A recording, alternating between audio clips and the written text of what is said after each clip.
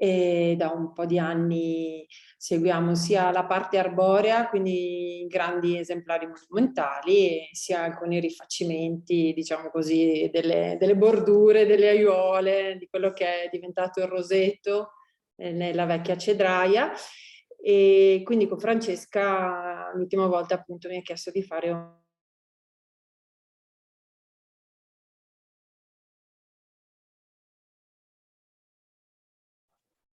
Non sento.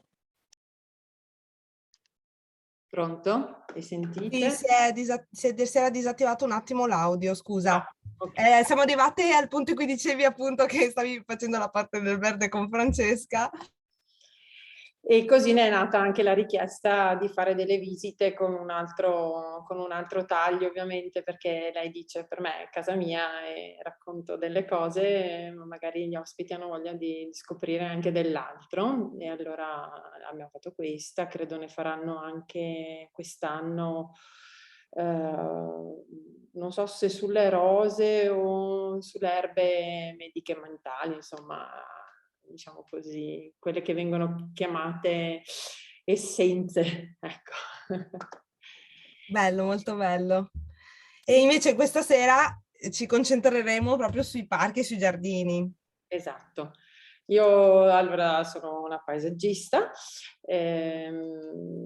di formazione sono fortunata perché nasco da una famiglia di vivaisti e quindi ho visto e toccato, diciamo, piante e giardini da quando sono nata. Non è stata un'evoluzione naturale quella di diventare una paesaggista, ci ho messo un po'.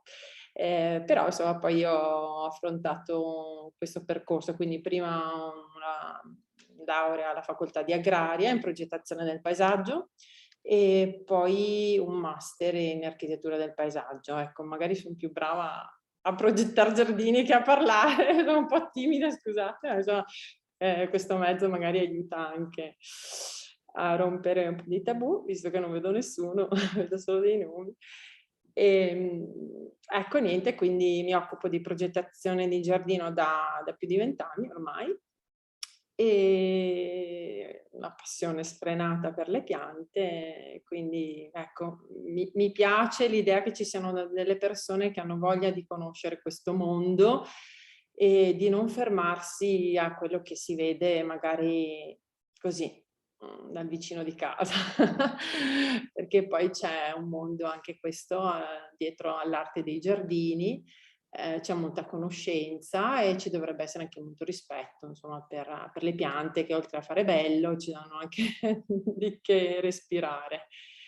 E ecco sì, quindi è un tema, tra virgolette, attualissimo. Sappiamo che noi viviamo una pianura bella inquinata, tutto quello che è verde è importantissimo, non solo magari i giardini storici che sono importanti appunto come il Castello di Tiene, ma anche il verde pubblico e i giardini, il nostro piccolo giardinetto di casa. Ecco, se tutti ci impegnassimo ad avere rispetto e renderlo sano sarebbe un bene per la comunità totale, quindi sono contenta insomma che ci sia questa attenzione.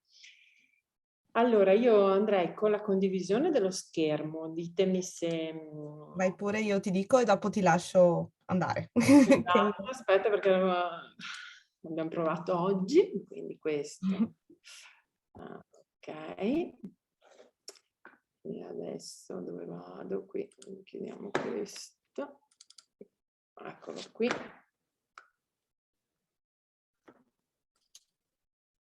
Quindi visto attività. Aspetta perché volevo stare sulla prima. Mi confermi Laura che si vede? Che è tutto ok? Perfetto. Sì, sì, sì. Ok. Allora, beh, qui ho fatto una piccola linea del tempo, più che altro quando mi capita di fare delle presentazioni vi racconto esattamente. Io vengo da questa azienda agricola che si chiamava Vivai Fratelli Nichele, è il nonno che la fonda nel 1953 e ovviamente in quel momento non sono previsti i vivai come li immaginiamo noi oggi. ma con una di piante da frutto, di vigne, con un lavoro legato agli innesti, insomma più una cosa produttiva. Io sono del 75, dopo gli studi, quelli classici, insomma. Il primo contatto con il mondo del paesaggismo ce l'ho nel 97, che faccio questo corso di restauro del giardino storico a Firenze. E poi decido di iscrivermi all'università, come vi ho detto prima, alla facoltà di agraria di Padova, e quando è il momento del tirocinio ho deciso di andare in uno studio in Portogallo che si chiama ProApp. Dopodiché mi laureo, ho fatto alcuni corsi di Healing Garden. Se sapete che cos'è l'Healing Garden, è quella, diciamo così, comparto del paesaggismo che progetta giardini terapeutici, quindi legati al mondo delle difficoltà cognitive tipo Alzheimer, autismo, o a difficoltà vere e proprie motorie. E dopo questa esperienza invece faccio il master in architettura del paesaggio e insomma già avevo iniziato a lavorare prima dell'università. Ecco, questo diciamo così è il mio percorso formativo. Allora, io in queste 2 lezioni dovrò raccontarvi un po' come nasce il giardino, dove nasce il giardino, e poi fare una sorta di così, confronto con i giorni nostri. Quello che vi dicevo prima, è importante avere attenzione verso il giardino, quello che, come intendiamo noi, il giardino di casa, il parco pubblico, il parco storico, cercando di riconoscere quelli che sono i segni dovuti a un'evoluzione del giardino. Allora, intanto c'è una grande distinzione che va fatta tra quello che consideriamo noi natura e giardino, nel senso che quando parliamo di giardino pensiamo a qualcosa di naturale e questo non è. Il giardino è per antonomasia la mano dell'uomo che tenta di domare la natura, di dargli una forma, di regimentarla e di condurla dove vuole la mano dell'uomo. Nasce con i primi esempi, diciamo così, in Oriente, in Medio Oriente, in posizioni dove le condizioni climatiche non avrebbero mai fatto pensare a un giardino. Stiamo parlando di deserti. L'esigenza di creare dei punti d'ombra, dei punti di ristoro, dei punti dove poter avere acqua fa sì che l'uomo cominci in qualche modo a provare a declimatare piante, palme in punti precisi. Allora si dice insomma che il giardino nasca in Persia, quindi stiamo parlando della valle della Mesopotamia. È emblematico come vedere tutto quello che è riconducibile al giardino ha sempre a che fare con l'uomo e con la sua evoluzione. Quindi noi vedremo che ad ogni civiltà corrisponde una tipologia di giardino con delle caratteristiche che hanno un'attinenza ovviamente con quel tipo di cultura, quel tipo di clima, quel tipo proprio di consuetudini, di usi di una comunità. Allora qui ho fatto una sorta di schema, un po' per capire com'era il primo giardino, quello che noi consideriamo l'origine di tutti i giardini, ed era di pianta tipica di forma rettangolare con questa quadripartizione. C'è una divisione in 4 parti che doveva in qualche maniera ricordare il paradiso. Era un disegno abbastanza semplice, ecco.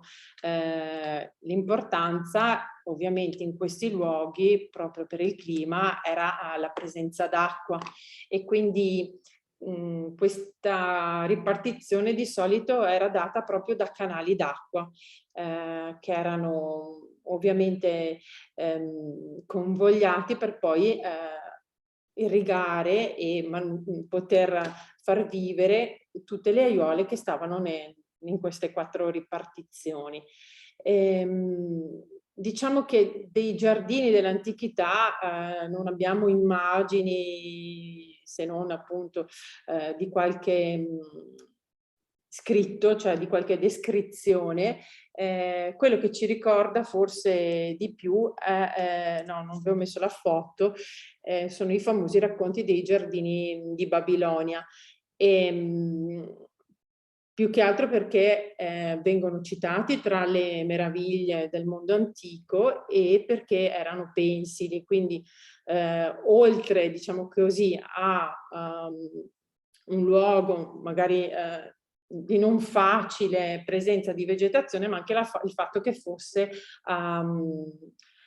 a terrazzamenti.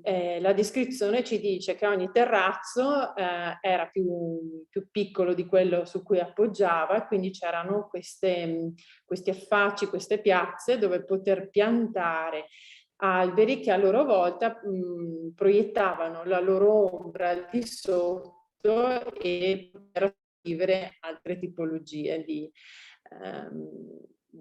cespugli. Qua faccio un piccolo rimando a quello che è, non so se l'avete mai visto, il bosco verticale della città di Milano. Cioè, stiamo parlando di un periodo, insomma, andato di millenni fa, ma con caratteristiche che sono a cui l'uomo aspira tutt'oggi, cioè alzarsi il più possibile e nello stesso tempo essere circondato dal verde. Poi c'è un esempio, diciamo così, ispanico-moresco, che va verso i giardini dell'Alhambra come capostipite. Anche qui è sempre una ripartizione secondo un asse principale, un'importanza tra cielo, terra e piante, perché poi in questi posti, ripeto, con un grande caldo, una grande siccità, la presenza dell'acqua per irrigare è di fondamentale importanza. E vi faccio vedere come questi giardini sono sempre legati alla presenza o di edifici a carattere religioso, ovviamente di edifici a carattere, diciamo così, legati a presenza di re, regine, insomma di potenze, insomma, per giustificare poi queste immagini di giardini costruiti, molto sfarzosi, con una serie di padiglioni, di fontane, tutto costruito dalla mano umana. Ecco, queste sono delle immagini del giardino dell'Alhambra. Appunto su questi, che sono tuttora visitabili, noi troviamo delle estetiche persiane, quindi vasti paradisi dalle simmetrie rigide, i frutteti, i giardini con i peristili, le fontane dei getti d'acqua struscianti, lavorate, e l'onnipotenza dell'architettura e dei colonnati. Questo sempre a testimonianza di chi ha voluto il giardino, quindi di grandi re, regine. Arriviamo al giardino medievale, quindi siamo intorno al 1200. Del giardino persiano rimane poco, se non il fatto che c'è la presenza di questi alberi che sono simboli del paradiso, quindi il fico, la melagranata, l'olivo, sono poi tipiche del bacino mediterraneo. Allora, il giardino medievale dà una prima caratteristica, che è quella dei muri che lo cingono e che lo racchiudono. E infatti è l'ortus concluso. Vengono usate muri piuttosto che siepi di bosso nelle bordure tagliate secondo regole ancestrali, spalliere di rose, viti che formano pergolati e ciottoli di fiori. aiuole che bordano il muro di cinta e un terreno intorno pavimentato dove passeggiare. Al centro c'è sempre la fontana o un pozzo.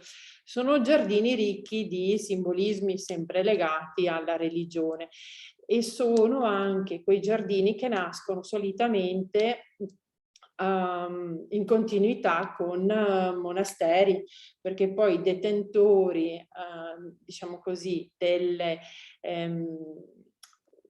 conoscenze delle erbe medicamentose, delle essenze, era legato ovviamente alla vita di, sì, di monasteri, quindi di monaci che tramandavano questo tipo di conoscenze.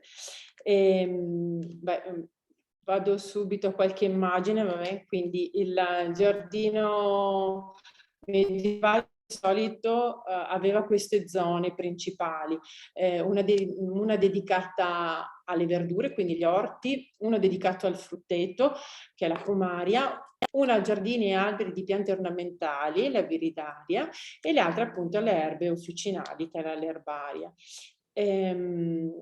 Questo tipo di giardino medievale esce, diciamo così, dai conventi e diventa poi anche il giardino presso castelli o presso orti botanici. In fondo c'è l'immagine del giardino dei Semplici, per esempio, dell'orto botanico di Padova. Diciamo che in questo momento vengono così gestiti in maniera geometrica gli alberi, i cespugli, cioè vengono potati. Questo tipo di gestione della pianta, dell'albero, non è invenzione o diciamo così introduzione del giardino medievale, ma ha a che fare invece con i giardini romani. Quindi in realtà è un passo indietro, ovviamente. I romani usano nelle loro case di città una sorta di piccoli giardini in continuità con l'abitato. Tra virgolette del giardino dei romani noi ci portiamo appunto quello dell'Arstocchiaria e il concetto di genius loci, cioè quello di la presenza di una divinità nel luogo, diciamo così, della natura e dell'ambiente. Questo poi lo rivedremo anche che nasce insomma in questi momenti storici, ma ce lo ritroviamo poi con alcuni canoni estetici nei giardini insomma più vicini a noi, più recenti. Allora, lasciato il Medioevo, e anche lì, come vi dicevo prima, è sempre legato a quello che è la cultura del tempo, finito il Medioevo, inizia il Rinascimento, e anche il giardino ha una nuova momento di splendore, ed è legato, come per il Rinascimento, alla Toscana, a Firenze, e a questi nuovi giardini all'italiana, diventa la capitale, si ritrova appunto il ricordo dei tempi antichi con le fontane al centro, con questi assi importanti. Il bello è rappresentato dalla regolarità e dalla perfezione, e queste in basso a sinistra che vedete sono le lunette di Giusto Utens, che sono delle lunette che raffigurano praticamente tutti i grandi giardini di Firenze, di Fiesole, i giardini medicei. Questa in particolare è Villa di Castello, che tra l'altro sede dell'Accademia della Crusca, e ha all'interno una bellissima collezione di agrumi. Tra l'altro una delle più importanti, dove è stato anche ritrovato una vecchia varietà di arancio amaro. Interessantissima questa cosa, perché poi legata appunto alla famiglia dei Medici, sapete che allo stemma sono raffigurati questi pomi che sono appunto degli aranci. Un altro giardino classico all'italiana è il giardino di Belvedere in Vaticano. Qui diciamo che viene messo a capostipite, diciamo così, del primo giardino realizzato come un'architettura, cioè un susseguirsi di terrazze con delle viste prospettiche e con dei passaggi di quota in cui il bramante ha impiegato insomma molta della sua maestria insomma per disegnare questo tipo di giardino. Questo invece è un altro esempio, è Villa d'Este a Tivoli, sempre esempi di giardino all'italiana, quindi assi principali, suddivisioni regolari, forme toppiate di bosso, di siepi, terrazze diventano un caso molto particolare perché di sotto ci sono delle grotte, dei ninfei, dei giochi d'acqua che poi faranno da, come si può dire, da elemento caratterizzante del giardino all'italiana. Eccoli qua, questo è sempre appunto Villa d'Este. Il giardino non è più accessorio destinato alla passeggiata, ma un elemento dello spettacolo della villa. Qui siamo, diciamo, getta le basi di quello che poi è l'esempio del giardino alla francese. Ci sono un sacco di come posso dire, di sculture, di giochi d'acqua, è un gusto barocco, ecco, del giardino all'italiana. Quello del nostro esempio, diciamo, si distingue, o meglio, dà le basi a quello che è il giardino classico alla francese, che è molto simile, ma diciamo che il giardino classico alla francese non inventa niente, non introduce niente, è solo più, come posso dire, più maestoso, più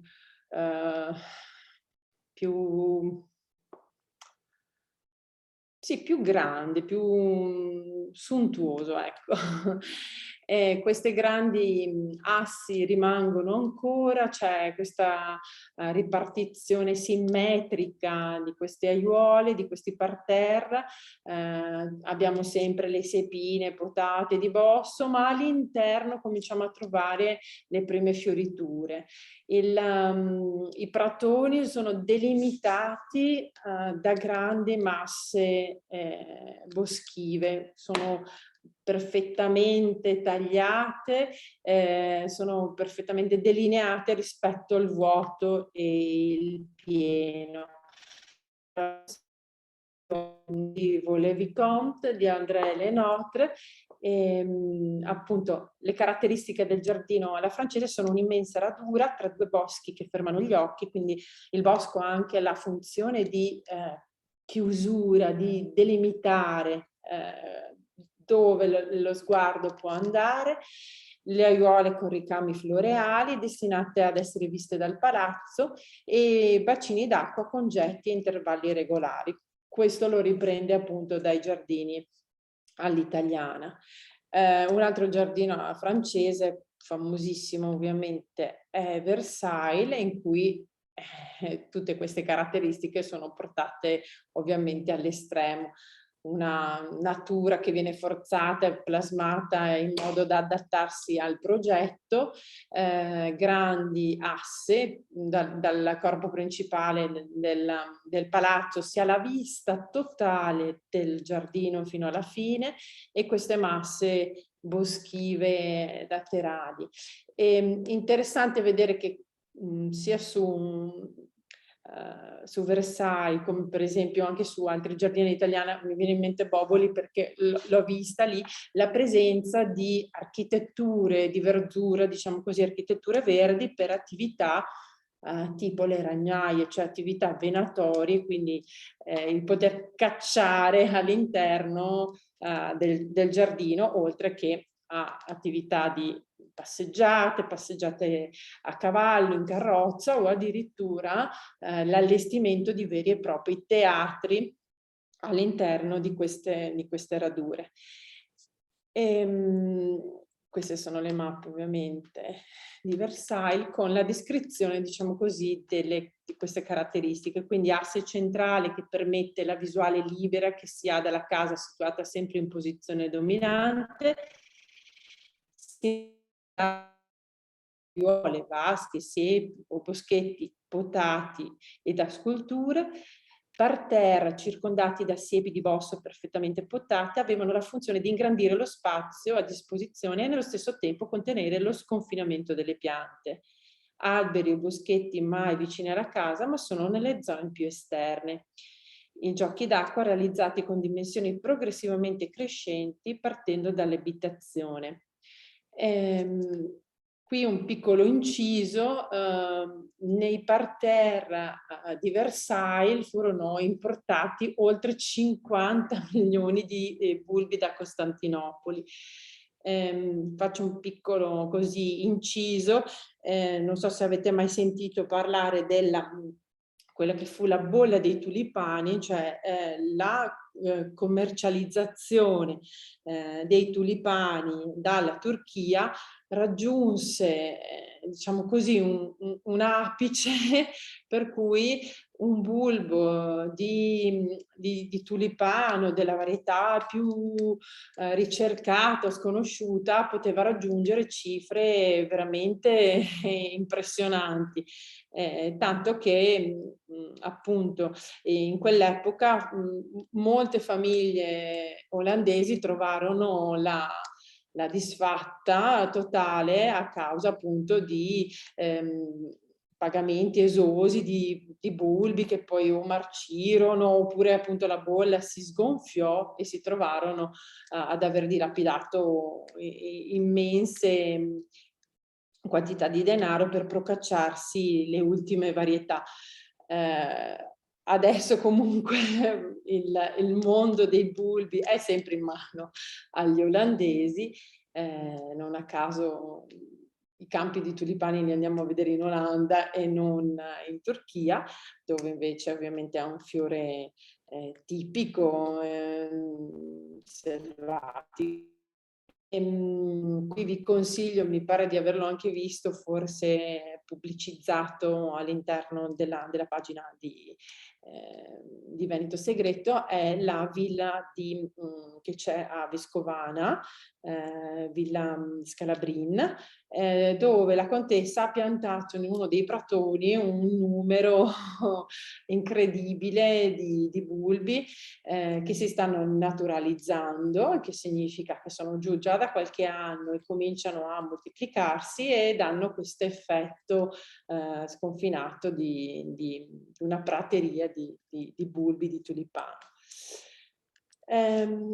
Qui sempre le caratteristiche del giardino alla francese, quindi si trovano le quinte, i viali coperti che si aprono e si parano dalle siepi, ingranaggi, ci sono addirittura ingranaggi segreti che muovono le acque, che muovono le quinte, un regno dell'illusione teatrale e delle leggi calcolate. Geometria e ragione sono a servizio di un'arte il cui scopo rimane quello di entusiasmare, fantasticare e magnificare l'occhio della persona che visita e si reca in giardini di questo tipo. Queste sono immagini ovviamente di Versailles con la vista dell'asse principale e con i boschi che sono così perfettamente squadrati ai lati. Il giardino pittoresco o un giardino romantico invece è quello che noi chiamiamo un giardino all'inglese. Qui diciamo così lo stacco è totale, mentre per diciamo così il francese è un'evoluzione di tutto quello che abbiamo visto fino adesso, il giardino romantico all'inglese rompe tutti questi canoni. Diciamo che viaggiatori che hanno avuto modo di confrontarsi con l'Oriente più estremo, quindi con i giardini cinesi, trovano in questi disegni qualcosa di nuovo che vogliono importare nella propria quotidianità, e quindi nascono questi primi disegni.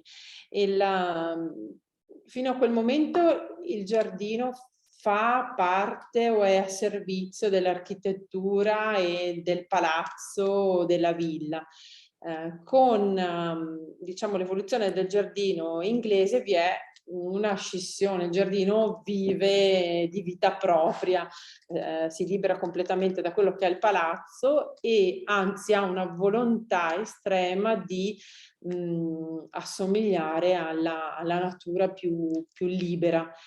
Infatti non troviamo più simmetrie, ma appunto asimmetrie sistematiche, diciamo. Non troviamo più parterre suddivisi in maniera ordinata, ma si contrappone al disordine. Non ci sono più alberi potati, siepi con questa artopiaria, ma c'è proprio l'enfatizzazione della vegetazione più libera possibile, non toccata e non potata. I bacini non sono più fontane di forma geometrica, ma fiumi che sono sinuosi, bacini che hanno delle forme organiche, le pendenze, le colline solitamente nascono dal terreno che viene smosso per creare questi bacini, e quindi si crea una situazione particolarmente naturaliforme, ecco, diciamo così. Ecco, questa è un'immagine di quello che è lo Charavagli, di simmetria gloriosa e pittoresca del giardino cinese, che è il germe, diciamo così, da cui nasce questa volontà di rottura rispetto al giardino così, come posso dire, formale, stretto, composto dei giardini all'italiana o francese, ecco. Dall'osservazione di questi esempi cinesi, oltre a nascere appunto il disegno del giardino all'inglese, è anche da spunto per i primi labirinti che cominciano ad apparire all'interno dei parchi. Ci sono appunto zone destinate ai laghetti, a queste collinette, alla presenza di piccole rovine che vengono posizionati in alcuni punti e coni visivi e sembrano naturali, ma in realtà sono stati progettati e sono stati posizionati lì perché l'occhio, girando da una curva o dopo un bosco, cada su quell'elemento che è volutamente disegnato e organizzato. Aspettate qua. Allora, esempi appunto di giardino all'inglese sono, vabbè, lo Rosham Park di William Kent. Trovo ispirazione appunto dai giardini orientali nei quali la natura sembra potersi esprimere liberamente nella sua spontaneità. Si basa sull'idea di un percorso seguendo la morfologia del luogo e sequenze di scene, importanza delle viste, come vi dicevo. La bellezza è da ricercarsi nella diversità, nel continuo cambiamento e nella natura incontaminata, capace di suscitare sensazioni improvvise, inaspettate e perciò stesso piacevoli.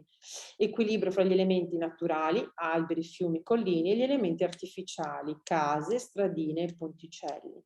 Diversi livelli del terreno in modo che l'occhio sia attirato oltre la tenuta, piuttosto angusta, e attraverso i terreni circostanti, eleganti rovine e spettacoli visivi da alberi, erba e acqua, nonché statue strategicamente posizionate e altre rovine. Quello che vi dicevo, niente di questo è casuale, ma ogni elemento è posizionato in un luogo esatto e disegnato e progettato per creare sempre una vista, una curiosità e far continuare diciamo l'utente all'interno del parco, perché a differenza degli altri giardini non ha più una visione totale dell'intero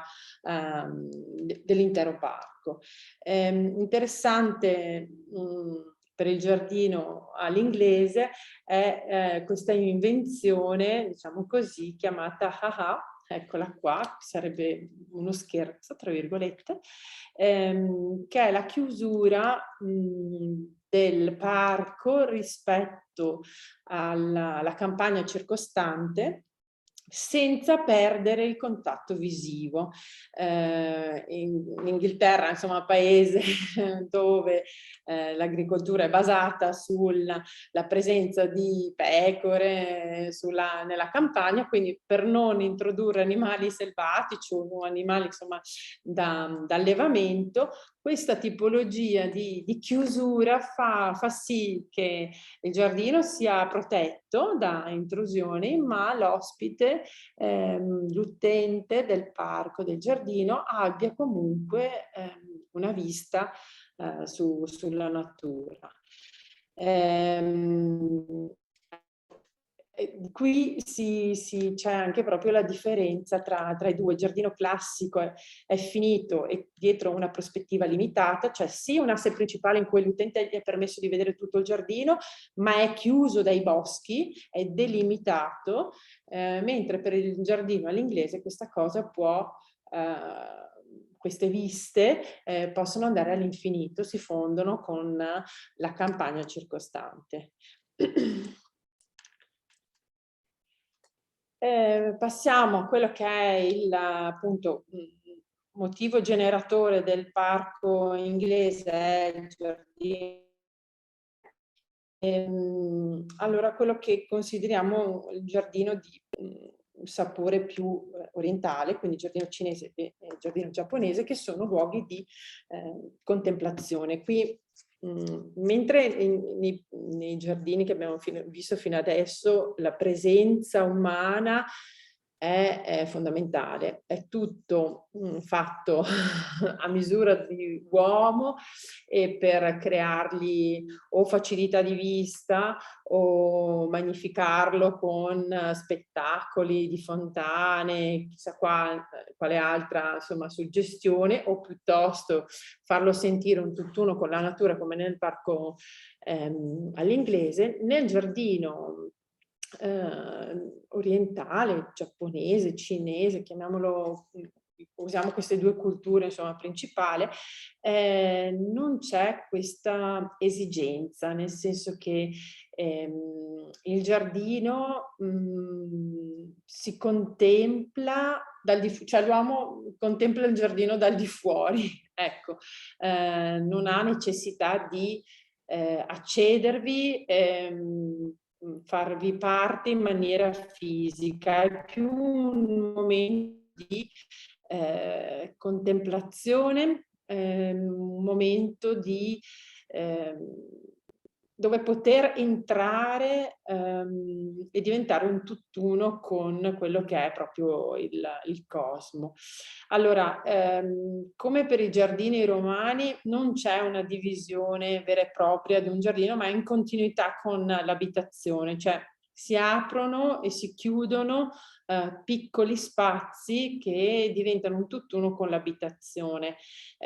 Sono i colonnati leggeri che formano una transizione naturale dall'albero alla pietra. Non esiste un giardino cinese o giapponese senza montagne o senza un lago, dove queste montagne e questo lago non sono le nostre collinette, i nostri bacini d'acqua, ma sono delle rappresentazioni di quello che è la montagna o un lago.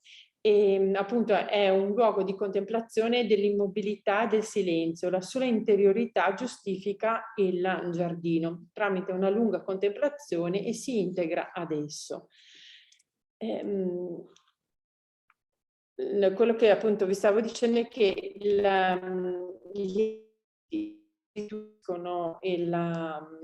il giardino cinese sono quel disegno che vedevamo prima, cioè un sentiero che non è mai rettilineo, mai delle prospettive praticabili. Il sentiero non deve fornire una serie di contemplazioni immobili e non presenta mai un piano prevedibile. È un microcosmo del tutto aderente alla realtà, ma le pietre, le montagne del giardino sono espresse da elementi come la ghiaia, un masso e le alternanze di questi due principi sono un po' lo yin e lo yang. Con la montagna e il suo lago è l'immagine del paradiso in accordo con le leggi del cosmo. Vediamo se... sì, ecco... questo per esempio è un giardino al tempio di Ryongjin, è a Kyoto. Questo in realtà è un giardino che ho avuto così la fortuna di visitare, è quello che noi chiamiamo il giardino Zen. E qui diciamo così, le pietre stanno appunto ad imitare le montagne e la ghiaia così finemente rastrellata stanno a indicare appunto il mare, l'acqua. La particolarità di questo giardino Zen è la presenza di queste 15 pietre. Allora, questo è tutto il parco del tempio. È questo legato al padiglione centrale.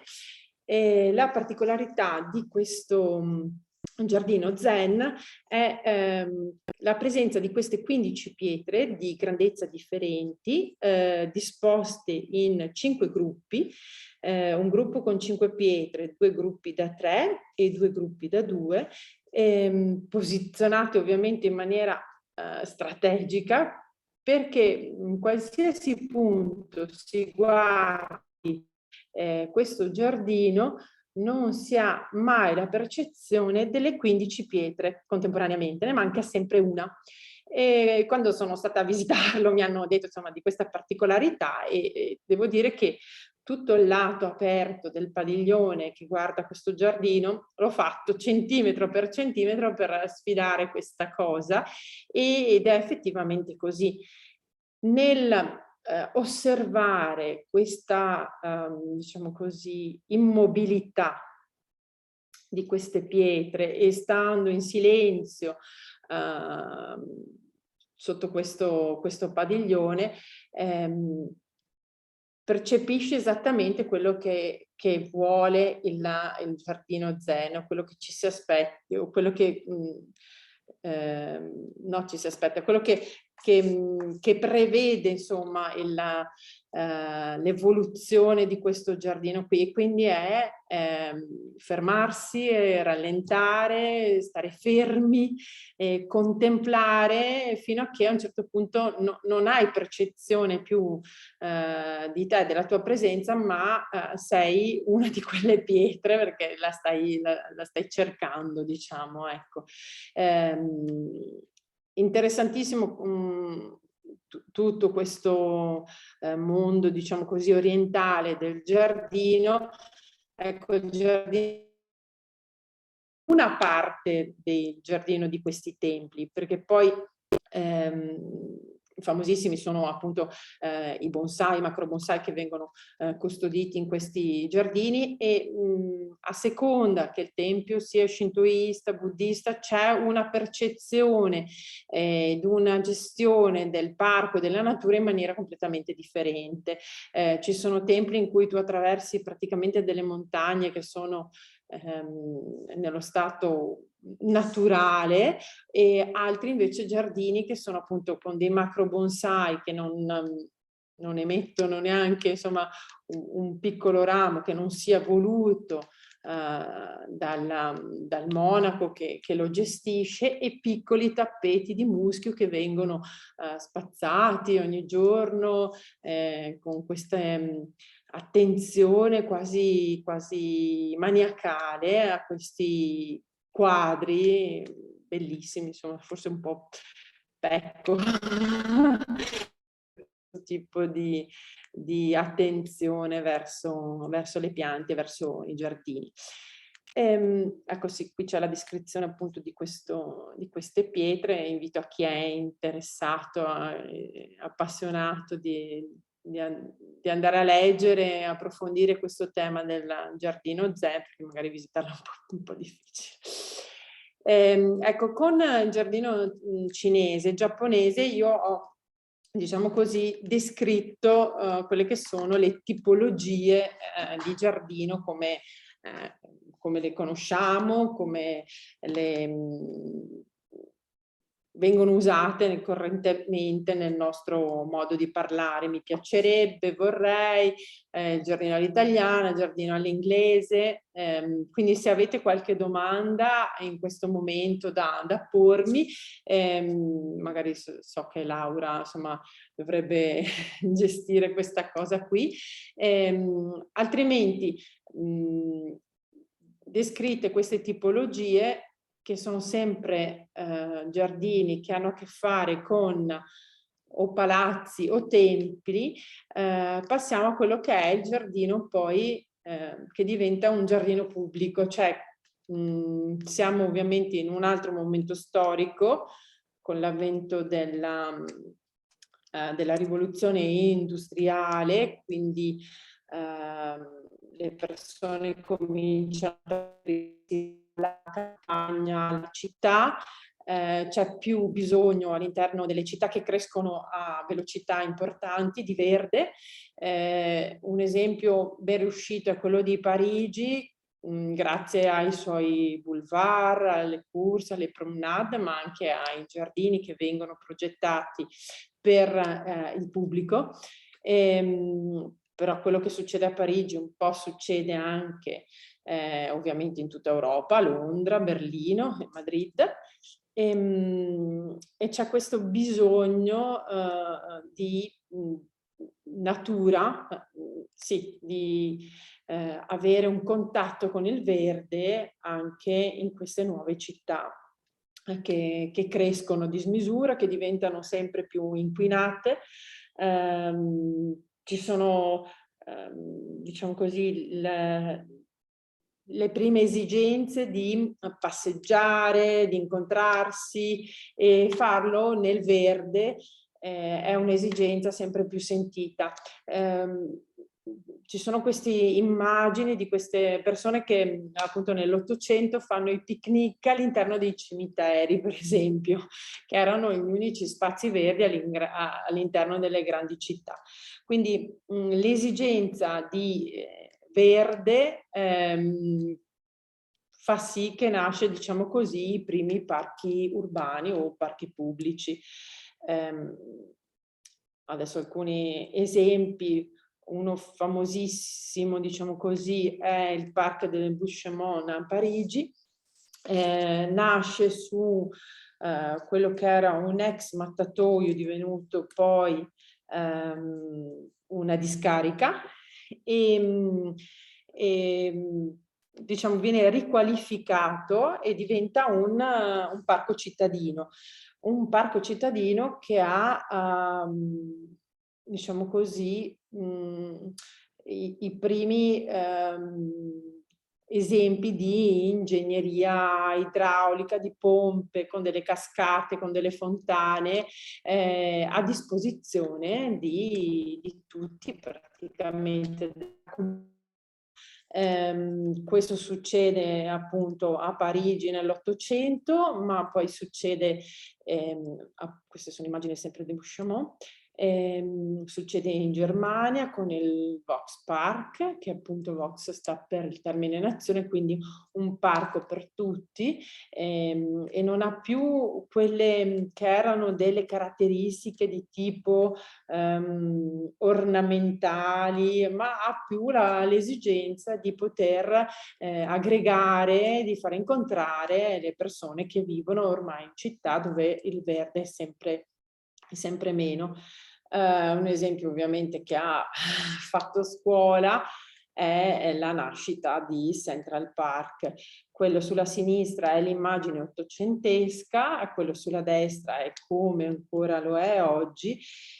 Questo per dirvi che quando è stato disegnato non c'era quella presenza di edificato attorno, ma è arrivato poi con la crescita della città, e tutto quello che affaccia su Central Park ha acquisito un valore ovviamente dal punto di vista proprio immobiliare più alto, perché ha questa caratteristica di affacciarsi su un polmone verde in una grande città. Vado un po' veloce e poi così magari se avete delle domande. Questi sono esempi di parchi urbani un po' più recenti, ovviamente. Questo è il parco della Villette di Le Corbusier, sempre a Parigi. Poi abbiamo quello di... aspettate che ho messo tante immagini. Quello del Parc Citroën, che è forse uno degli ultimi, appunto su Parigi. Fatto da Gilles Clément, che sorge su un ex stabilimento della Citroën.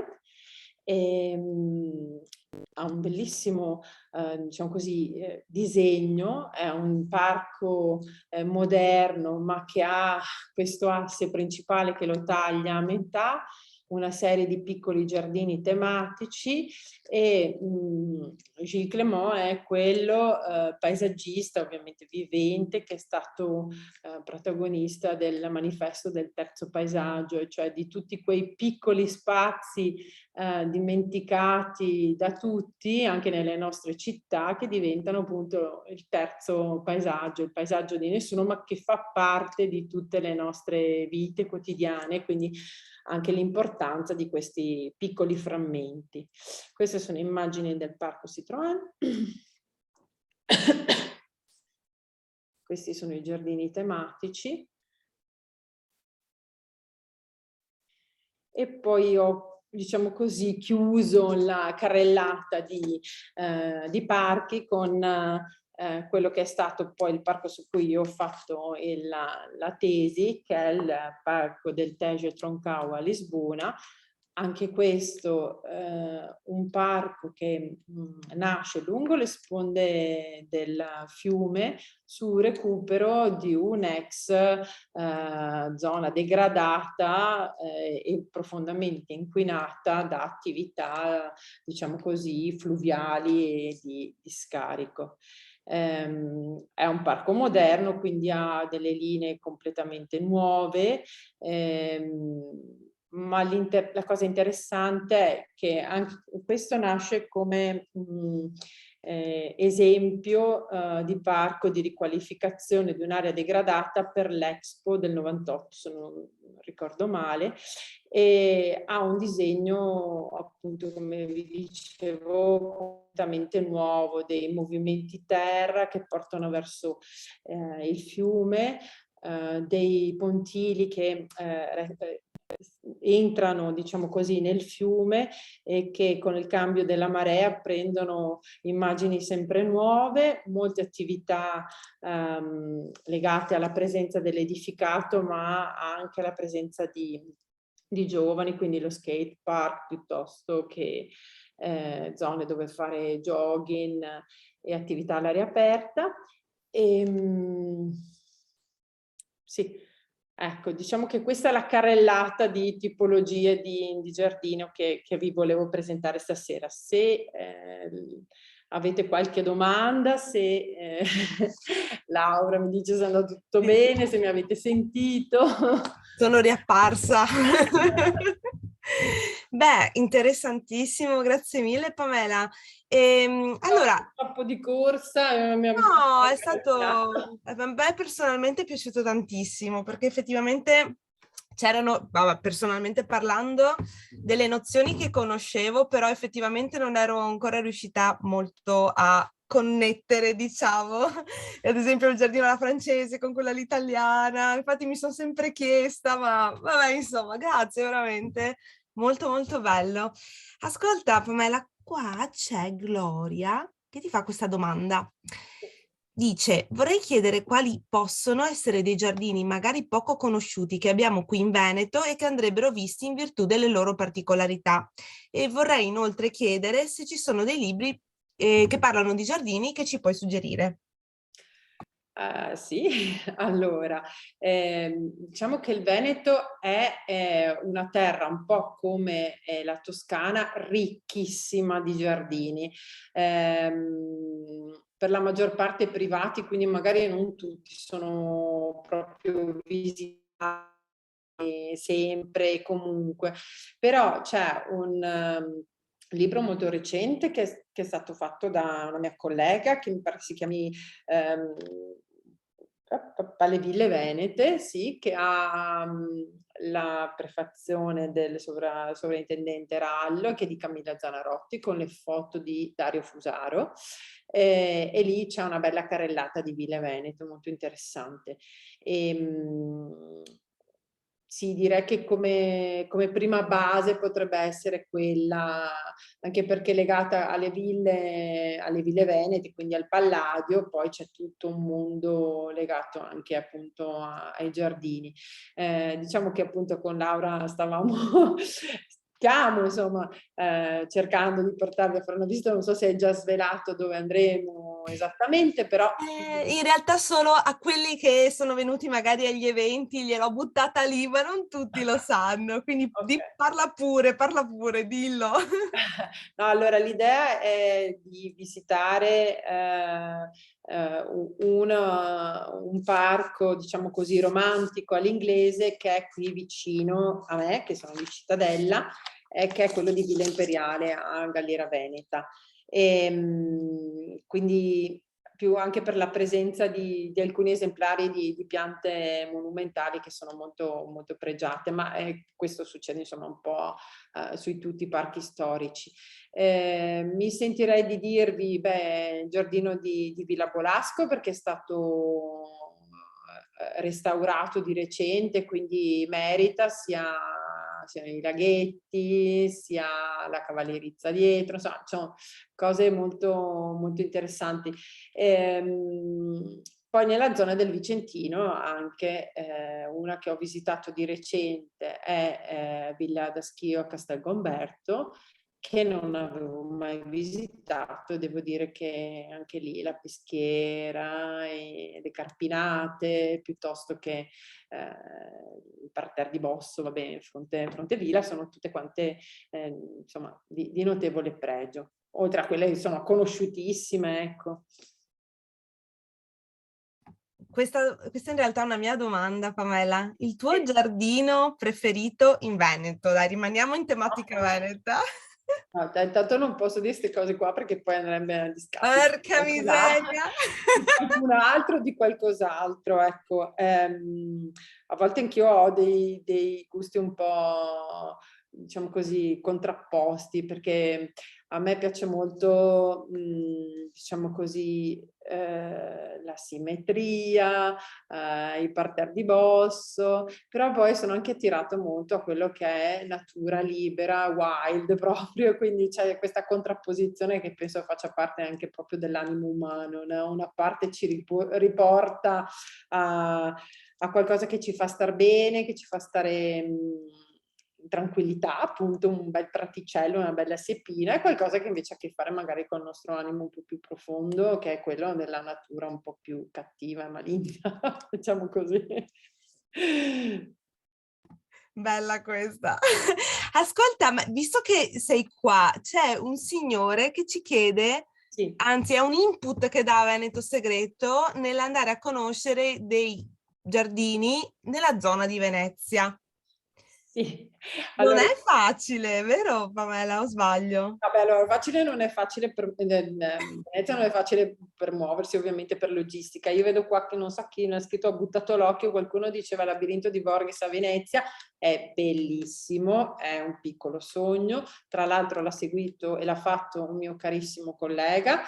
Io sono già stata a visitarlo 2 o 3 volte, lì la particolarità sono molte, il fatto che sia appoggiato sopra una pavimentazione, era, se non sbaglio, il campo di basket o di calcetto dell'ex convitto che c'è sull'isola di San Giorgio, quindi tutti i bossi sono su vasche rialzate che contengono terreno e che appunto senza fondo appoggiano su questa pavimentazione. Il disegno è appunto un disegno tratto da una poesia di Borges e poi c'è tutta questa quinta di cipressi che chiude la vista. Voi forse non sapete, ma da un po' di tempo a questa parte il bosso è soggetto a un parassita, un insetto, che non è nostro, ma che è arrivato dall'Oriente e quindi non ha ancora antagonisti, che distrugge le siepi di bosso in pochissimo tempo. Questo per le ville venete e per i giardini all'italiana è un grosso problema, anche perché la voracità di questo insetto nella fase, quando è larva, diciamo, è veramente tremenda. Nel giro di pochissimi giorni riesce a defogliare piante intere e quindi è un bel tema. Sul labirinto di Borges sono state applicate le trappole a ferormoni, sono diciamo così, delle accortezze di lotta biologica in modo da saper quando la popolazione femminile di quell'insetto supera un tot numero di esemplari, si interviene con prodotto biologico, poi sperando nel meteo, perché se piove bisogna ripeterlo, però so che lo stanno gestendo così e devo dire che anche le foto di questo periodo in cui c'è Homo Faber per la Biennale me lo fa vedere in ottima forma, quindi mi fa piacere. Tra l'altro vi segnalo che è stato rifatto anche il teatro, non col bosso purtroppo, una scelta. Aspetta, non dico niente, ma perché non commento i colleghi, però sì, segnalo che è stato ripristinato anche quella parte dell'isola di San Giorgio. Ma toglimi una curiosità, questi insetti sono quelle farfalline bianche come che Sì. svolazzano? Yes. Ok. Quella è la forma da adulto, diciamo così. Sì. Poi vive pochi giorni la farfalla, depone uova o in terra o di solito in terra, no, svernano in terra, depongono uova, esce la larva ha solo lo scopo di mangiare a più non posso per poi impuparsi, incrisalidarsi e diventare di nuovo farfalla. Quindi in quella forma larvale è terribile. Sì, quindi solo una mia curiosità. È No, è che difficile. tutti gli insetti che volano ovviamente sono di difficile gestione poi nella lotta, nel senso che tu non puoi colpire l'insetto adulto perché vola, se ne va, può andare ovunque, quindi Certo. devi E quindi, colpirlo. certo, la pianta soffre tantissimo quindi in questo... Immagina in una stagione per la pianta di piena attività, perché quello cioè è un parametro anche quello del ciclo di questo insetto, praticamente è il grande caldo, con l'aumentare delle temperature, quindi la pianta sta lavorando, sta sintetizzando, sta bene, ha un sacco di foglie e poi all'improvviso questo la defoglia. Allora, non la fa morire, però la debilita e su piante, magari penso al labirinto di Villa Pisani a Stra, o labirinti, insomma, quello di Val San Zibio, infatti.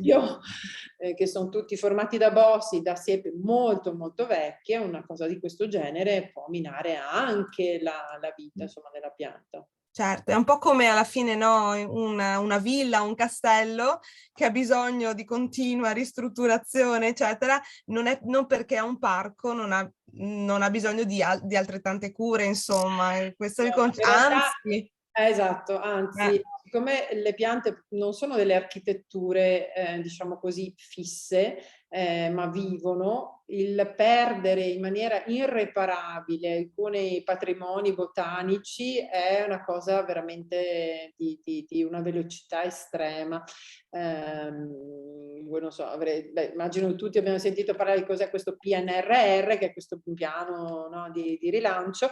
È stato prodotto un bando per il recupero dei giardini storici e devo dire che la quantità di progetti che mi sono stati così presentati, alcuni andati perduti completamente, in cui c'erano solo foto di inizio secolo con giardini bellissimi che sono andati perduti per sempre, perché basta veramente pochi anni di non gestione per perdere un disegno, una pianta di pregio, quindi sì, c'è un lavoro impressionante chi deve gestire queste architetture intese come palazzi, ville, castelli e anche giardini, insomma. Certo, infatti. Quindi andiamoli a visitare, paghiamo i biglietti, aiutiamoli un po'. Sosteniamoli, sono d'accordissimo. Infatti, così, momento promozionale, noi infatti ne abbiamo di diversi a programma, a calendario, abbiamo il Giardino Giusti, Val San Zibio, proprio perché anche noi crediamo fortemente in questo, insomma, nella maniera più assoluta. Certo. Ecco, allora, non mi sembra di vedere altre domande. Quindi a questo punto io ti ringrazio e ricordo quindi l'appuntamento al 18 di maggio per il secondo incontro. E se magari siete arrivati un pochino più in ritardo, non vi preoccupate perché caricheremo questa registrazione nell'area riservata e poi a brevissimo vi avviso insomma che per i soci invieremo la mail prima a voi che vi siete comunque spesi per assistere online a questo incontro e riceverete per primi chiaramente l'invito al 12 di giugno al giardino di Villa Imperiale Gadiera Veneta. Ecco. Grazie ancora e buonanotte a tutti. Arrivederci. Ciao Pamela. Sì, grazie Laura. Ciao, ciao.